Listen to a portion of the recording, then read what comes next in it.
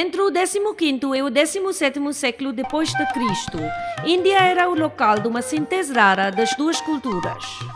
O hinduísmo antigo e a nova cultura islâmica que tinham sido introduzidos por governadores da Ásia Central de origem afegã.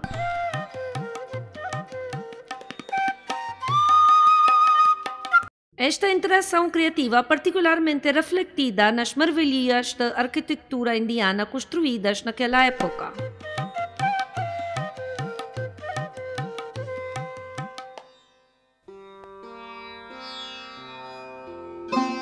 Um dos lugares onde esta fusão floriu de uma maneira particularmente nítida é o túmulo do Hoshangshá, construído por Sultão Hoshangshá Mandu. A cúpula islâmica deste edifício é conspícua, mas o fluxo do movimento é estruturado como num templo ou num stupa. Desde que o alpendre do norte rosto do túmulo, enquanto a entrada é localizada no sul do túmulo, o peregrino tem que fazer um pradikshna típico de deambulação pelo pátio adjacente antes de entrar na estrutura central sagrada.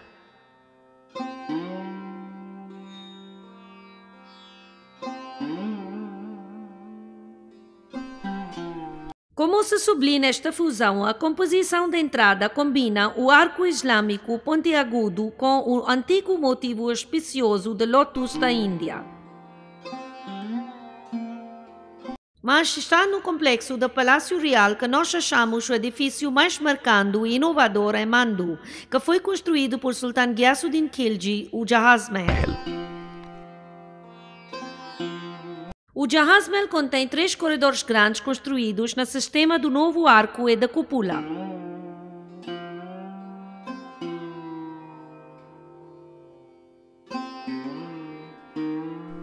Mas aqui as cúpulas estiveram cobertas e o telhado está tão plano quanto em qualquer dos palácios mais velhos indianos.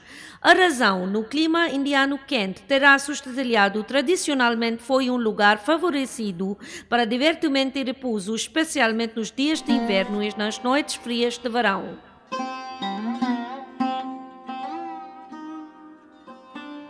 Uma característica rara do Jahaz Mahal é suas 2 piscinas.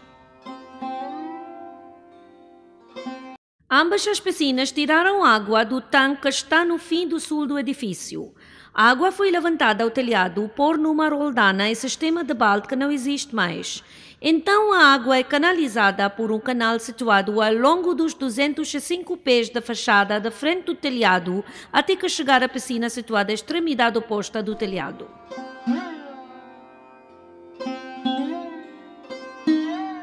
No ponto quando este canal entra a piscina, há um recorte notável em pedras semelhantes 2 cobras entrelaçadas.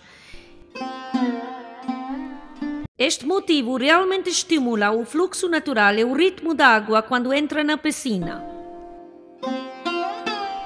Além do mais, este canal também contém um filtro de carvão para purificar a água. Outro exemplo destacado de planeamento medieval ao redor da água é Udaipur, esta cidade fundada em 1559 como capital do reino Rajput de Mewar por Rana Uday Singh. De acordo com as práticas antigas do Sindhu, a cidade e o Palácio Real foram construídos no banco oriental do Lago Pichola, de modo que o sol ascendente pudesse ser adorado cada manhã.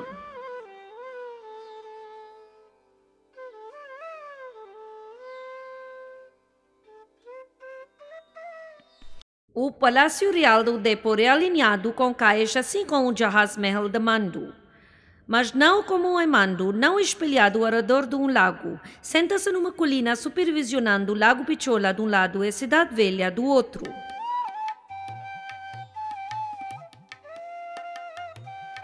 Fechado por portas fortificadas, é um forte palácio.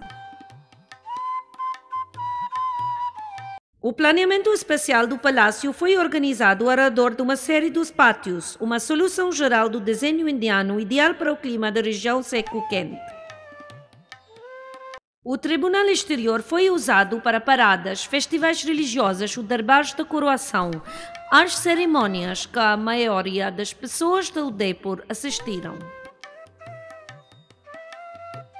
Jarocas e chatris ou pavilhões que pontuam as partes superiores das paredes foram usados pelas princesas reais para observar a cena abaixo.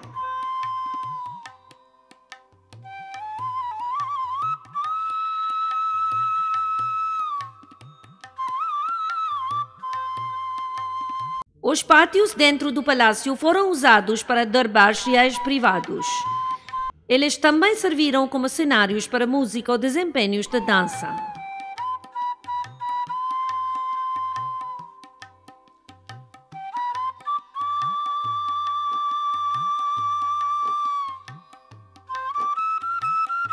Os pátios mais altos nos lados ocidentais que foram expostos às brisas agradáveis do lago foram usados para dormir durante as noites quentes de verão. Mas é o pátio dominante deste palácio que é raro. Contém uma piscina no jardim.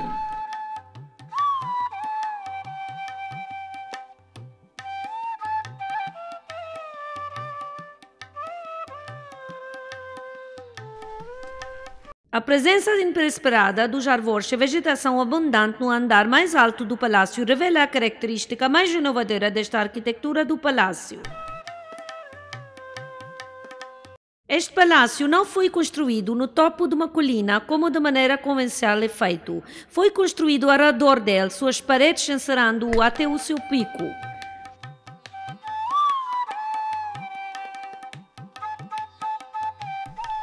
Era, portanto, possível criar um jardim no nível mais alto do palácio, onde plantas e árvores são cultivadas em solo original. Uma maneira rara para integrar natureza com a arquitetura.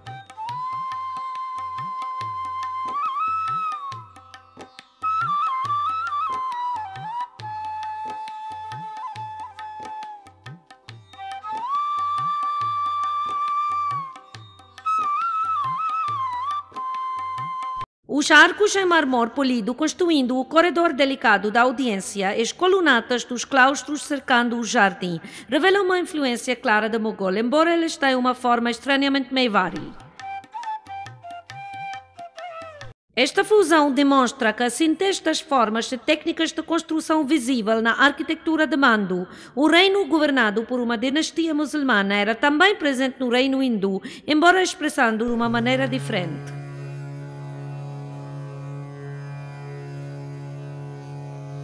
Em Datia e Orcha, em Bundelkhand, na Índia Central, esta síntese foi empurrada mesmo mais para adiante. Mas não como em Udaipur, aqui 4 palácios diferentes foram construídos por reis sucessivos durante o período medieval. O primeiro palácio, chamado Ramji Mandir, construído pelo fundador da dinastia Raja Rudra Pratap Singh, tem um plano quadrado tradicional com o pátio central cercado por apartamentos reais organizados simetricamente ao lado de si.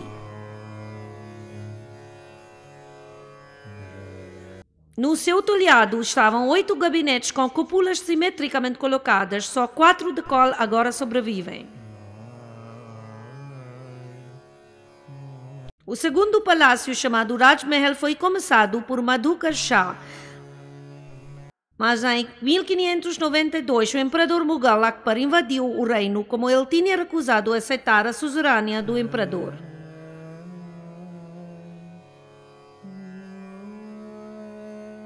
Akbar depois Madhukar Shah, mas generosamente permitiu que o seu filho Ram Shah sucedesse ao trono do seu pai em 1592. O Raj Mahal finalmente foi completado pelo novo rei. Este palácio é muito maior e tem 2 andares mais, embora segue o mesmo plano básico como o palácio anterior. Mas aqui gabinetes retangulares projetam sobre o pátio do centro de cada lateral, criando terraços para os quartos em cima.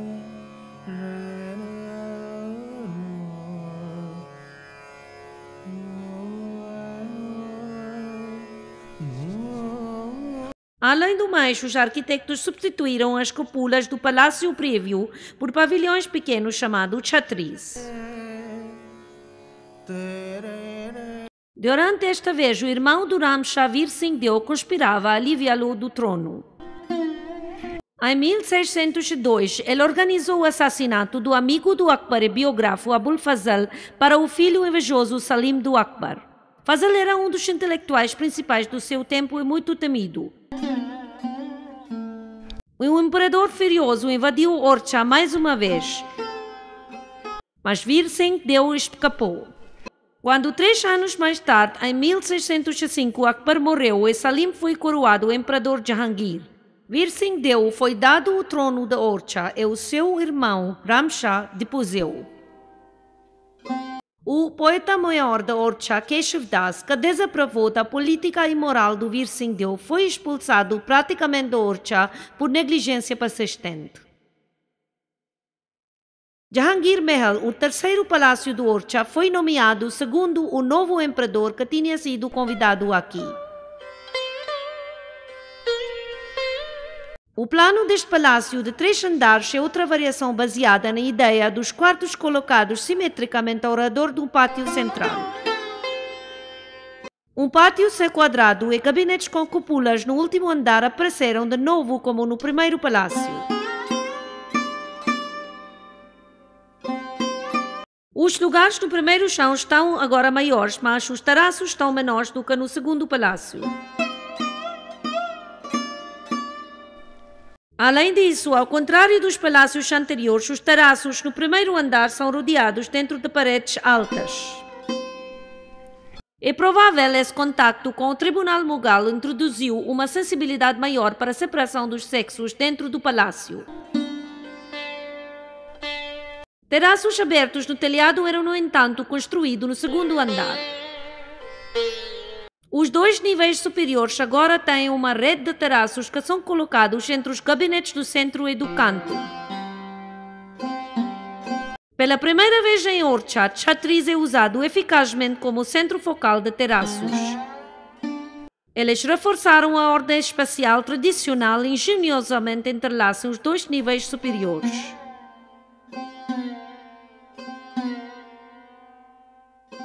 Govind Mandir, o quarto e último de série de palácios de Bundela, que foi construído em data próxima.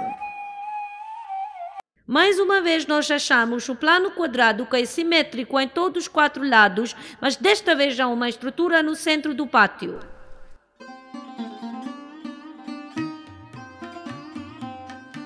Isto era uma pausa usada à tradição porque, de acordo com as Mansara Shilpa Shastras, Brahma, o deus de Hindu de criação, reside no centro do pátio, que, portanto, sempre deve ser mantido vazio. Esta torre de 5 andares central, que se eleva a 130 pés, é o ponto focal do palácio.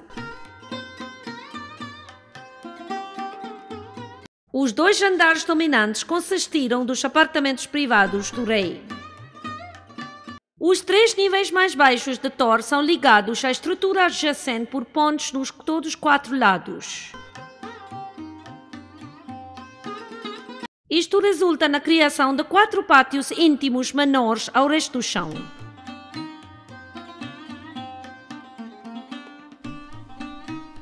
Aqui a luz dura do sol indiano é difundida de uma maneira mais eficaz do que no pátio tradicional central grande. A série de machados simétricos visuais e físicos gerados deste novo plano cria uma ordem mais complexa, ainda harmoniosa. O espírito da ordem tradicional ainda é respeitado, apesar da inovação revolucionária. Ao experimentar, rafinar e, por fim, transcendendo o plano tradicional, os arquitetos de Bundela do 16º e início do século 17º quebraram a convenção, enquanto mantendo o elo com a essência de uma tradição viva.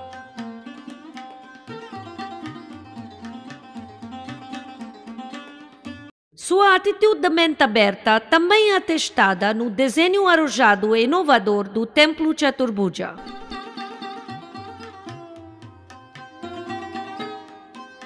Os governadores de Orcha condescenderam à seita de Bhakti da Vaishnava. Este culto hindu reformista teve uma forma congregacional mais igualitária de adoração. Espaços grandes, portanto, foram exigidos no templo, como é preciso acomodar números vastos de devotos. Os arquitetos usaram chicaras imensos fora para manter a aparência de um templo tradicional.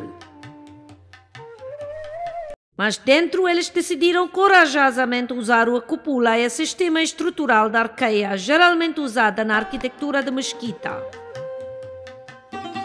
Isto foi feito como era um sistema único e estrutural familiar que podia criar o espaço congregacional imenso que eles exigiram.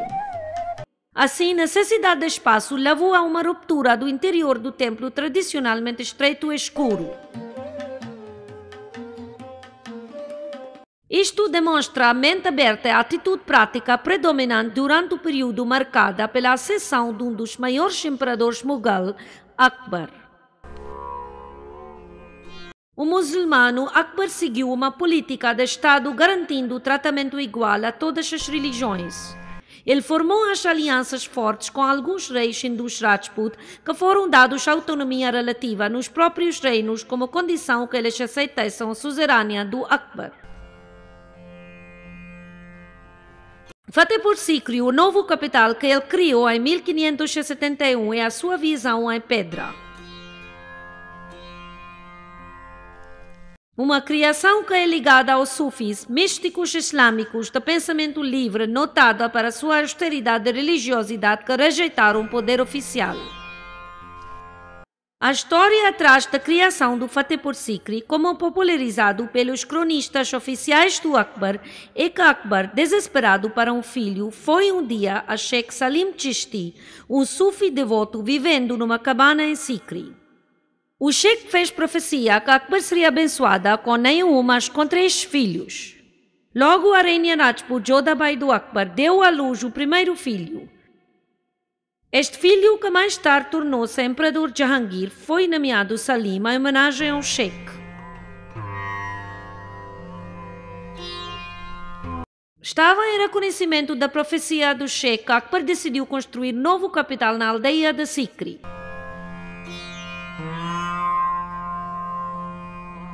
Quando o Sheikh Salim Chishti morreu em 1571, Akbar construiu um túmulo magnífico na sua memória.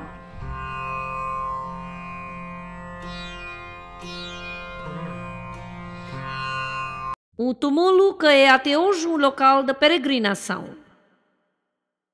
Através deste acto de colocar o túmulo de Sheikh Salim Chishti dentro da grande mesquita congregacional do Fatehpur Sikri, Akbar põe ambos o ortodoxo e o islão indiano místico no mesmo espaço. Por este, ele afirmou o papel legítimo dos sufis no islão, uma declaração simbólica e política que com certeza era deliberada.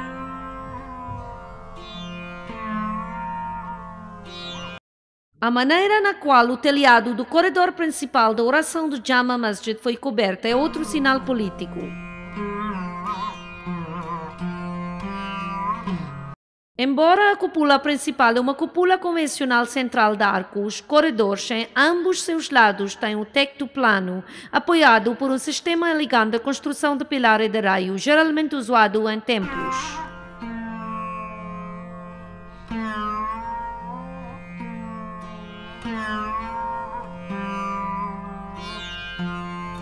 O espírito da criatividade receptiva às novas ideias é demonstrada na maneira das cúpulas caneladas raras nos outros 2 corredores, que são apoiadas pelos pêndulos raros e construídos em cachorro no estilo altamente original.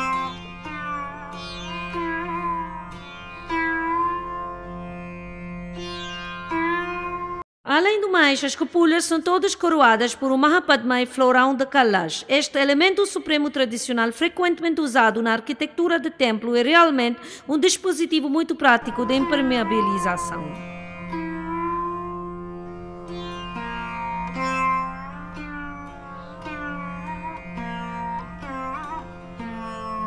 O planeamento especial do palácio foi desenvolvido da tradição indiana da construção ao redor dos pátios.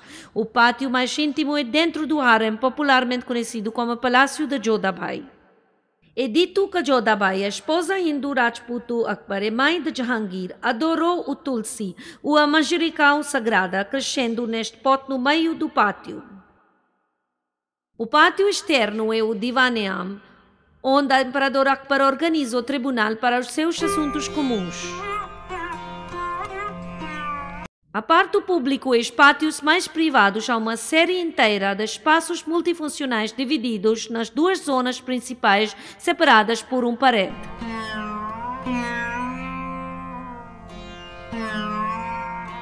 Anexando a parede separando os dois lados é o Palácio Panch, intrigante com muitas colunas de Panch Mahal.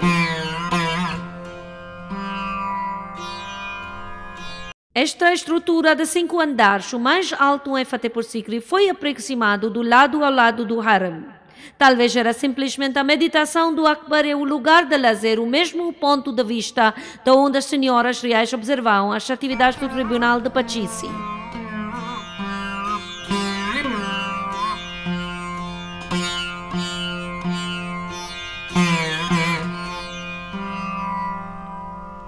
A um lado do Tribunal de Pachisi é o Divan-e-Khas. Isto é onde Akbar encontrou funcionários altos e membros importantes do tribunal.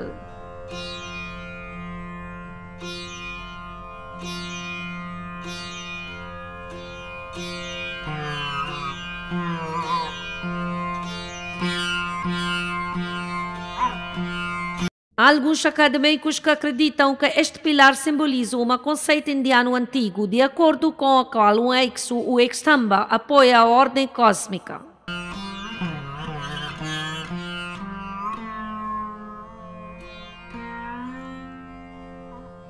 Isto era uma representação do pilar cósmico que apoia o reino do Akbar.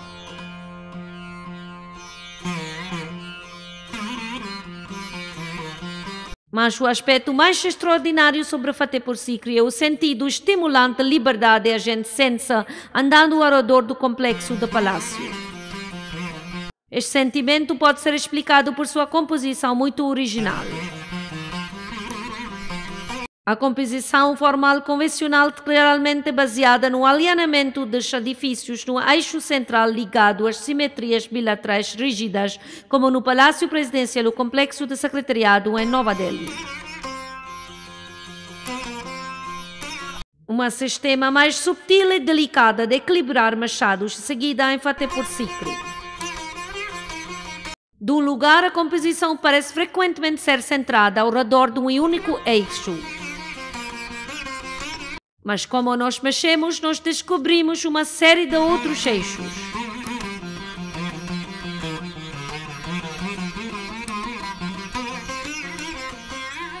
Este sistema raro é complementado pelas diferentes vistas dos vários telhados e chãos dos edifícios. Esta apreciação variada de espaço ilustra o conceito de ver coisas dos vários ângulos diferentes, de os avaliar nas muitas maneiras diferentes. Implica que, embora tudo é relacionado, absolutos são esquivos.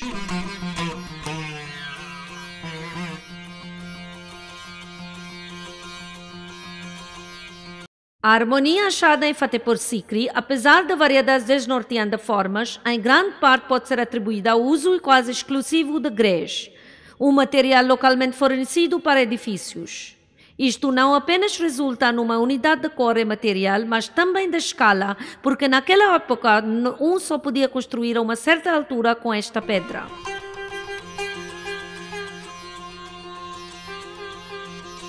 A seleção de grés revela a atitude prática e modesta do Akbar.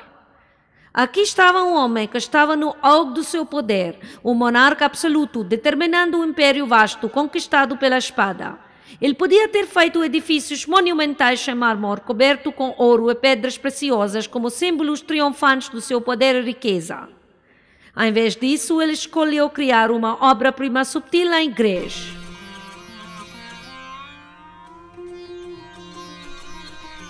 O Fatehpur Sikri místico suportou durante os séculos porque esta aqui, entre 1571 e 1585, nesses 14 anos, que Akbar colocou a fundação de uma cultura cujas ideias continuam a inspirar-nos ainda hoje.